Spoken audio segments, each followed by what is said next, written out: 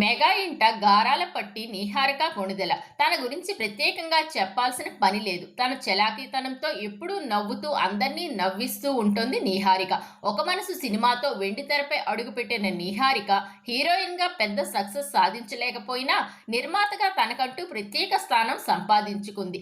అయితే తాజాగా ఒక విషయం చక్కర్లు కొట్టడంతో తను ఓ ఇంటర్వ్యూలో ఆ విషయాన్ని గురించి చర్చించింది. తన కుటుంబం తనను వెలివేసిందని, తన కుటుంబంతో ఉండట్లేదన్న పుకార్లు షికార్లు చేస్తున్నాయని, ఇందులో ఏమాత్రం నిజం లేదు అంటూ వివరించింది.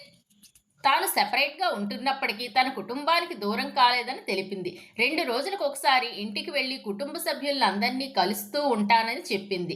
వాళ్ళ అన్నయ్య వరుణ్ తేజ్కి కొడుకు పుట్టడంతో తనకు అత్తగా ప్రమోషన్ వచ్చిందని, ఇన్నాళ్లలా నన్ను ఎవరూ ఏ పని చెప్పడం లేదని, తన మేనల్ని ఎత్తుకుంటే చాలని చెప్పింది. అంతకు ముందైతే అది తీసుకొనిరా ఇది తీసుకొనిరా అనే పనులు చెప్పేవారని, ఇప్పుడు ఎవరూ ఏమీ అనడం లేదని అంది. మేనల్లుడు పెద్దయ్యాక సినిమాలపై ఆసక్తి ఉంటే హీరోగా ఇంట్రడ్యూస్ చేస్తూ తన బ్యానర్లో తానే సినిమాను నిర్మిస్తానని చెప్పుకొచ్చింది నీహారిక. తన నటిగా తను అనుకున్న స్థాయికి చేరుకోలేకపోయినా నిర్మాతగా మాత్రం నీహారిక తన సత్తా చాటింది. తన పింక్ ఎలిఫెంట్ పిక్చర్ బ్యానర్పై ముద్దపప్పు ఆవకాయ్, నాన్న కూచి, మ్యాడ్ హౌస్, ఒక చిన్న ఫ్యామిలీ స్టోరీ, హలో వరల్డ్ వంటి వెబ్ సిరీస్లు రూపొందించి మంచి పేరు తెచ్చుకుంది.